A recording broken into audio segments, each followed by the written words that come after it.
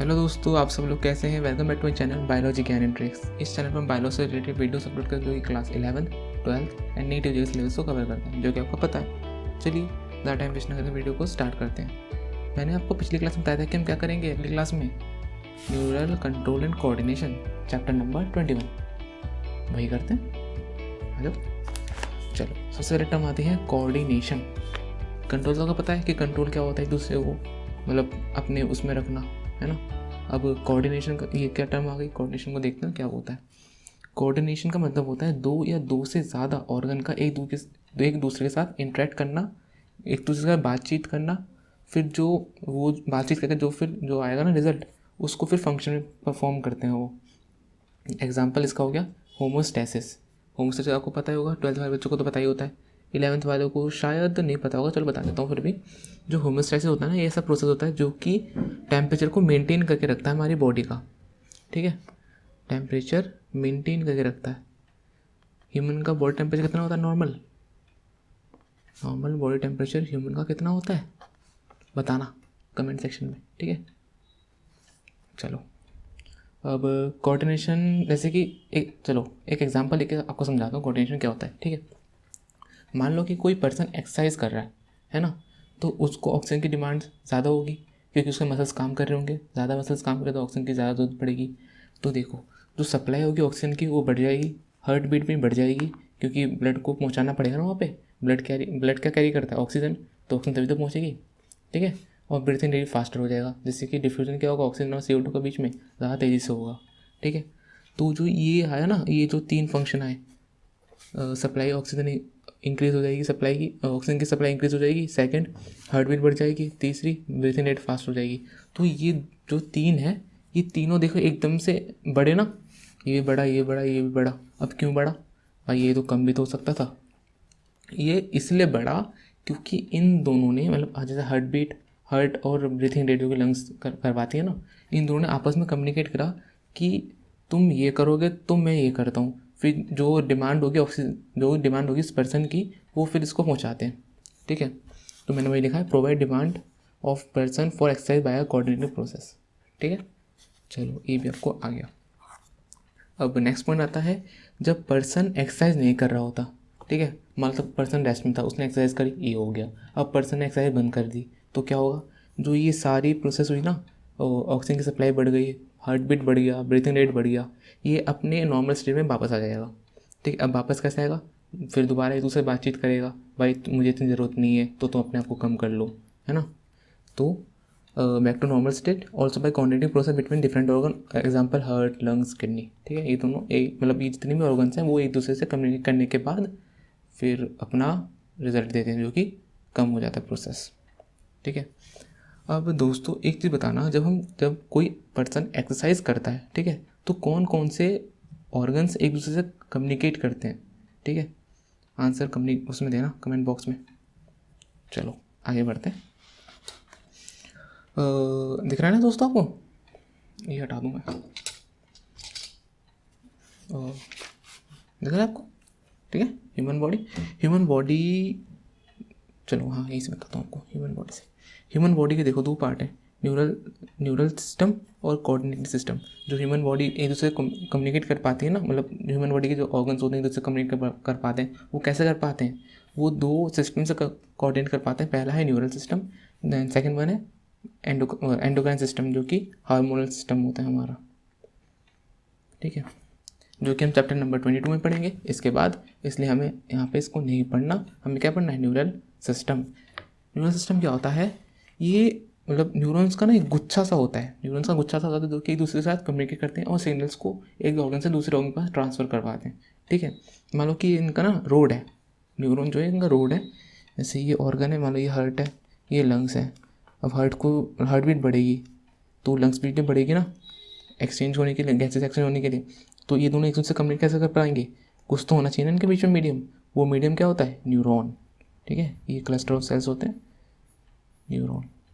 इसमें अगर इसको दिखाऊं तो ये जो क्लस्टर ऑफ सेल है ना, इसमें एक सेल पाई जाती है जो कि है न्यूरॉन, जो कि क्या है, न्यूरॉन। और ये क्या है, न्यूरल सिस्टम की यूनिट है, ठीक है, मैंने वही लिखा फिर, provide cluster of network of neuron which are connect with each other to perform function by coordinating between two neuron. और न्यूरॉन क्या है, unit of neural system. Done. और एंडोक्राइन की मैंने छोटी सी बात लिखी है, देख लो आप। जो एंडोक्राइन सिस्टम होता है ये एक दूसरे से कोऑर्डिनेट कैसे कर पाते हैं, मतलब जो ऑर्गन होते हैं वो एंडोक्राइन सिस्टम के थ्रू कैसे कोऑर्डिनेट कर पाते हैं, क्योंकि जो एंडोक्राइन सिस्टम होता है ना, इसके पास क्या होती है, डक्ट होती है ना, डक्ट। एंडोक्राइन सिस्टम के बाद क्या होती है, डक्ट होती है, जिसके थ्रू ये अपना सिक्रेशन डक्ट में छोड़ देते हैं। डक्ट में छोड़ने के बाद एक ऑर्गन से दूसरे ऑर्गन के पास पहुंच जाता है, ऐसे इनका कम्युनिकेशन चलता है। ये न्यूरल सिस्टम में सिग्नल के थ्रू चलता है, इनमें हार्मोन के थ्रू चलता है, बस कुछ नहीं है। और हाँ, जब हम अगले चैप्टर में पढ़ेंगे ना एंडोक्राइन सिस्टम, तो उसमें हम ये भी पढ़ेंगे कि न्यूरल सिस्टम और एंडोक्राइन सिस्टम ये भी एक दूसरे से बात करते हैं, ठीक है, कोऑर्डिनेट करते हैं, तब जाके पूरा प्रोसेस चलता है हमारी बॉडी का, ठीक है। आ जाओ, अब आते हैं न्यूरल सिस्टम पे। न्यूरल सिस्टम जो होता है, जो हमने हाइड्रा पढ़ा होगा, ठीक है, उनमें बेसिक सा होता है, तो कुछ ही न्यूरॉन्स होते हैं, कुछ ही न्यूरॉन्स होते हैं, जबकि जो इंसेक्ट हैं उनमें काफ़ी एडवांस हो जाता है हाइड्रा के कंपैरिजन में। और एक आपका वो है प्लेटीहेल्मिन्थेस, जो कि चैप्टर नंबर 4 में पढ़ा होगा। इनमें क्या आ जाते हैं, गैंग्लिया आ जाते हैं, है ना। चलो, अब अब हमारा ह्यूमन का आ गया। ह्यूमन में जो ब्रेन होता है उनमें न्यूरल टिश्यू होता है, ये देखो ये काफ़ी एडवांस है। इसमें न्यूरॉन्स आए थे, इनमें गैंग्लिया आया, और इसमें फिर न्यूरल टिश्यू आ गया, जिससे कि क्या बन गया, पूरा का पूरा न्यूरल सिस्टम, ठीक है। चलो, अब हम ह्यूमन न्यूरल सिस्टम पे आते हैं, जो कि फर्दर डिवाइड होता है CNS और PNS में, ठीक है। अब मैं दूसरी कॉपी दिखाता हूँ आपको, ये देखो, ह्यूमन न्यूरल सिस्टम दो में डिवाइड हो गया, CNS और PNS में। CNS जो होता है, इसमें क्या आता है, ब्रेन और स्पाइनल कॉर्ड आ जाते हैं, जो कि इंफॉर्मेशन को प्रोसेस कर रहे होते हैं और कंट्रोल कर रहे होते हैं कि इसको कहाँ ले जाना है और कैसे इसको परफॉर्म करना है, ठीक है। जबकि जो PNS होते हैं, इनमें दो फाइबर होते हैं, afferent fibre, efferent fibre. Afferent fibre जो होते हैं वो टिश्यू से CNS के पास सिग्नल ले जा रहे होते हैं, जबकि जो इफरेंट फाइबर होते हैं वो CNS से टिश्यू के पास ले आ रहे होते हैं सिग्नल्स को। मान लो कि यहाँ पे एक टिश्यू है, ठीक है, उसने कहा कि मुझे इसकी ज़रूरत है, अब उसने सिग्नल ट्रांसफ़र कर दिया, ठीक है, उसने सिग्नल ट्रांसफ़र कर दिया, तो किसके थ्रू जाएगा, न्यूरॉन्स के थ्रू होते हुए जाएगा, किसके पास, CNA के पास। अब CNA के पास ये पहुँचा, अब ब्रेन उसे क्या करेगा, प्रोसेस करेगा। प्रोसेस करने का, हाँ भाई इसको ये चीज़ चाहिए तो उसको ये देनी है, इसको कैसे देनी है वो भी ये सोचेगा, इसका काम है ना वो। तो वो इन्फॉर्मेशन प्रोसेस करा और कंट्रोल करेगा कि उसको कैसे पहुँचाने बाद में। तो वो जो CNS है वो फिर टिश्यू की तरफ पहुँचाएगा, किसके थ्रू, इफरेंट फाइबर के थ्रू, ठीक है। फिर PNS के आपके दो पार्ट आते हैं, सोमैटिक न्यूरल सिस्टम और autonomic neural system. Somatic neural system जो होता है, उसमें जो CNS होता है वो स्केलेटल मसल्स को कंट्रोल कर रहा होता है, जो कि वॉलेंट्री एक्शन होते हैं। जबकि ऑटोनोमल न्यूरल सिस्टम जो होता है वो उसमें CNS जो होता है वो इनवॉलेंट्री ऑर्गन, जैसे कि इनवॉलेंट्री ऑर्गन, स्मूथ मसल्स को कंट्रोल कर रहा होता है, जैसे कि कौन कौन से, आपके इंटेस्टाइन हो गए, स्टमक हो गया, ठीक है, और क्या हो गया, ऐसे ही काफ़ी सारे, ठीक है, वो कर रहा होता है। जैसे इसमें हार्ट भी आ जाता है ना, वो भी तो इनवॉलेंट्री ऑर्गन है। फिर CNS जो होता है वो दो में डिवाइड हो जाता है further, sympathetic neural system and parasympathetic neural system.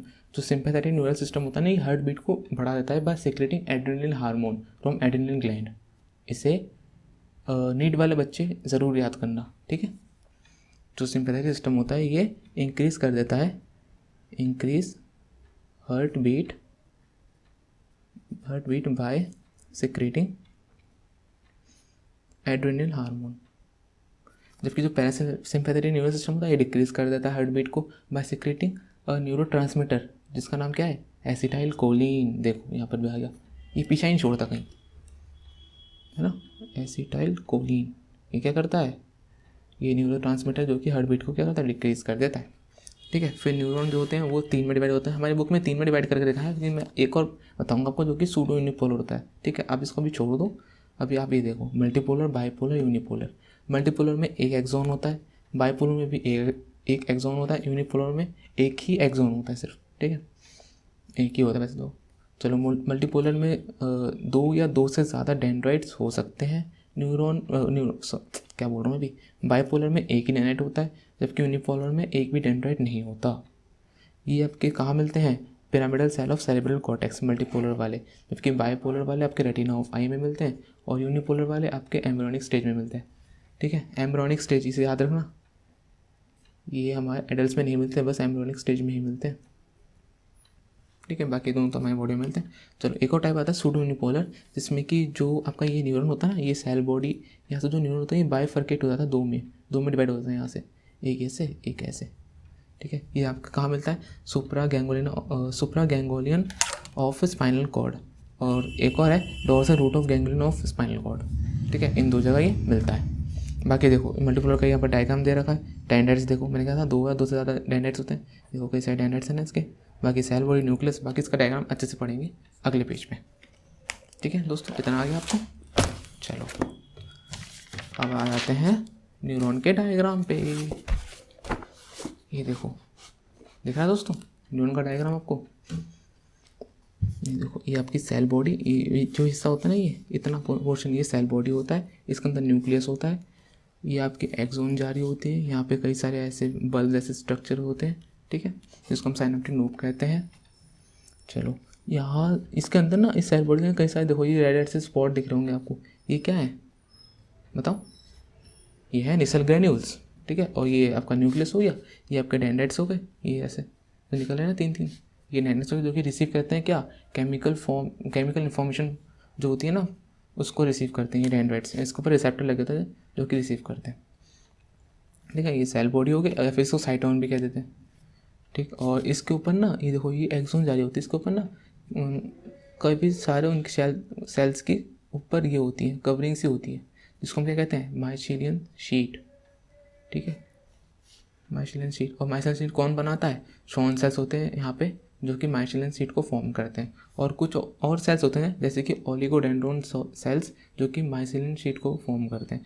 ये बताऊँगा आपको ये कहाँ मिलते हैं। ठीक है, शॉन सेल्स तो हम देख लेंगे यहाँ मिलते हैं, अब ये कहाँ मिलते हैं आपको आगे बताऊँगा।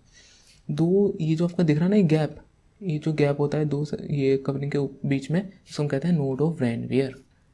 बाकी आपको बता दिया, ये बल्ब जैसे स्ट्रक्चर को साइनेप्टिक नोब्स कहते हैं, जो कि रिलीज़ करता है क्या, न्यूरोट्रांसमीटर, जो कि क्या है, एसिटाइल कोलिन। ठीक है, फिर एसिटाइल कोलिन रिलीज़ कर दिया केमिकल के फॉर्म में। फिर क्या करेगा, इस यहाँ पे एक और न्यूरॉन होगा ना, जो कि उसके पास भी क्या होंगे, डेंड्राइट्स होंगे, वो एब्जॉर्ब कह रहा हूँ, रिसीव कर लेंगे केमिकल मैसेज को, डेंड्राइट्स है ना। देखो फिर वही वाला प्रोसेस आ गया, यहाँ पे रिलीज करेंगे, फिर ट्रांसमिट करेंगे, फिर रिलीज करेंगे, ऐसे होगा।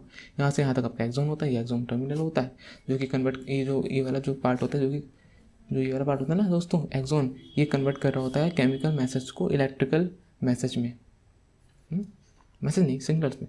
केमिकल मैसेज सिग्नल्स को इलेक्ट्रिकल मैसेज सिग्नल्स में कन्वर्ट कर रहा होता है ये एक्सोन वाला पार्ट। फिर जो एक्सोन टर्मिनल होती है, ये फिर क्या करती है, इलेक्ट्रिकल को दोबारा केमिकल में कर लेती है। ठीक है, अब देखो डिफरेंस देख लो। हाँ, डिफरेंस मैं आपको बता दूँ, यहाँ पे जो न्यूरॉन्स होते हैं ना, ये जो ऊपर ये शीट होती है, माइलिन शीट जो होती है ये वाली, ये किसी न्यूरॉन्स में पाई जाती हैं। ठीक है, जो कि आपके ब्रेन और स्पाइनल कॉर्ड में जो न्यूरॉन्स होते हैं ना, उनमें ज़्यादातर ये पाई जाती है, मतलब वहाँ पर तो मिलती हैं। और बाकी हमारी बॉडी में नॉन माइलिनेटेड नर्व्स होती हैं, जिनके ऊपर ये शीट नहीं होती। ठीक है, अब देखो बता दी मैंने आपको, डिफरेंस देख लेते हैं माइलिनेटेड नर्व और नॉन माइलिनेटेड नर्व में। देख रहा है ना दोस्तों, माइलिनेटेड नर्व कहाँ मिलते हैं, स्पाइनल और क्रेनियल नर्व्स के बीच में मिलती है ये। इनमें शॉन सेल्स जो होती है वो माइलिन शीट की कवर होती है। ये देखो शॉन सेल्स है ना, ये माइलिन शीट की क्या है, कवर कर रही होनी ना, ये माइलिन शीट शॉन सेल्स। जबकि इनमें जो शॉन सेल्स होती है वो कवर नहीं होती माइलिन शीट से। Nerve impulse travel faster than non myelinated nerves. अब देखो जो नर्व्स इम्पल्स होते हैं ना, ये जो माइलिन शीट होती है, ये ना कभी वैक्सीसी होती है, जो कि अपने अंदर से ना सिग्नल्स को पास नहीं करने देती। तो देखो सिग्नल यहाँ पे आया, फिर जंप कर जाएगा यहाँ पे। ठीक है, यहाँ पे खाली है ना, फिर जंप कर जाएगा आगे, फिर जंप कर जाएगा आगे, ऐसे देखो जंप कर रहा है ना। तो इसमें जो सिग्नल्स हैं वो काफ़ी तेज़ी से मूव कर रहे होते हैं। जबकि जो नॉन माइलिनेटेड नर्व्स होते हैं उनमें ये माइलिन शीट नहीं होती, तो ये पूरा डिस्टेंस कवर करेंगे, है ना। तो इनमें जो माइलिन नर्व होती हैं उनमें जो इम्पल्स होते हैं काफ़ी तेज़ी से जा रहे होते हैं। जबकि दूसरी होती है ना, जिनमें क्या होते हैं, माइलिन शीट नहीं होती, उनमें जो सिग्नल्स होते हैं वो काफ़ी स्लो जा रहे होते हैं। मतलब काफ़ी स्लो नहीं, इसके कंपैरिजन में स्लो जा रहे होते हैं। अच्छा, मैंने आपको ये वाला पॉइंट नहीं बताया, नॉन माइलिनेटेड नर्व्स कहाँ मिलते हैं, ये ऑटोनोमस और सोमैटिक न्यूरल सिस्टम में मिलते हैं। ठीक है, ये भी आपको आगे बताता हूँ।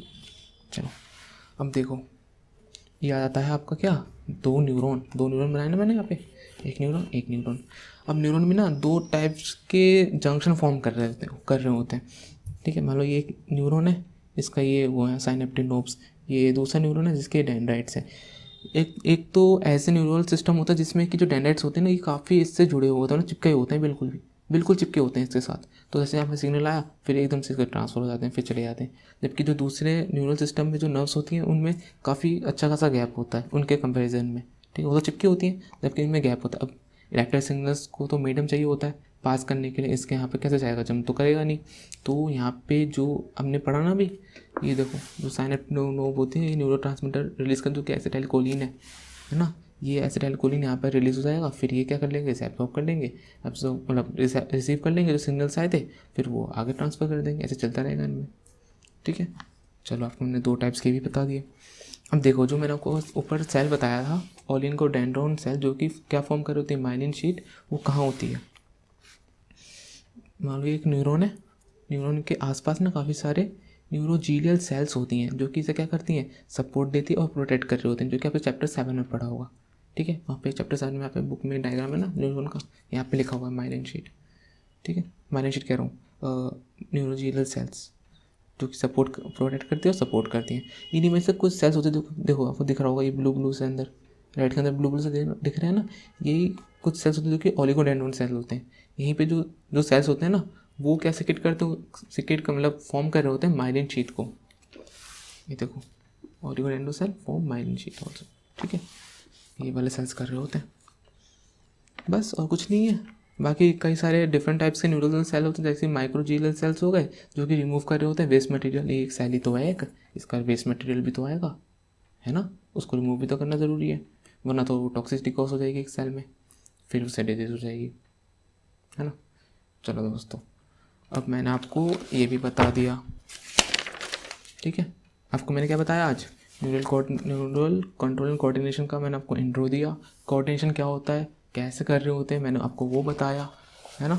ये देखो कैसे कर रहे होते हैं, देखो ये ना कैसे कर रहे होते हैं, मैंने ये बता दिया आपको। और हाँ दोस्तों, ये ज़रूर याद रखना, जो हीमोस्टैसिस होता है ना, हीमोस्टैसिस ये काफ़ी इंपॉर्टेंट होता है कोऑर्डिनेशन के रोल में, ठीक है। जो हम कोऑर्डिनेट कर रहे होते हैं ना, वो किस लिए कोऑर्डिनेट कर रहे होते हैं, अपने मतलब सिग्नल को ट्रांसफ़र करने के लिए तो करते ही हैं, साथ में हीमोस्टैसिस को मेंटेन करने के लिए कर रहे होते हैं, ठीक है। और दोस्तों मैंने आपसे क्वेश्चन पूछा था, नॉर्मल बॉडी टेम्परेचर कितना होता है सेल्सियस में, तो सेल्सियस में बता दूँ बॉडी का टेम्परेचर कितना होता है। देखो मैंने लिख दिया वहाँ पे, क्या मैंने आपसे पूछा था, मिला आपको, ये देखो 37 डिग्री सेल्सियस, ठीक है। चलो कोऑर्डिनेशन बता दिया, ह्यूमन बॉडी के 2 नर्व्स ही बता दिए, न्यूरल सिस्टम और एंडोक्राइन सिस्टम। फिर न्यूरल सिस्टम के आपको 2 पार्ट्स बता दिए, ठीक है।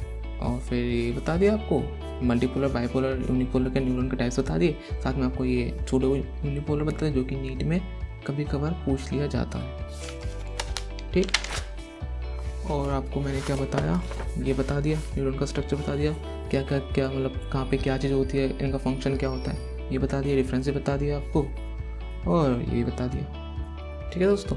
चलो इस वीडियो में इतना ही, अगली वीडियो में देखेंगे generation and conduction of nerve impulse की जो सिग्नल्स आए वो अब आगे वाले न्यूरॉन होते हैं ना, उन पर कैसे ट्रांसफ़र हो होते हैं। इतने पार्ट में हम देखेंगे क्या होता है, ठीक है।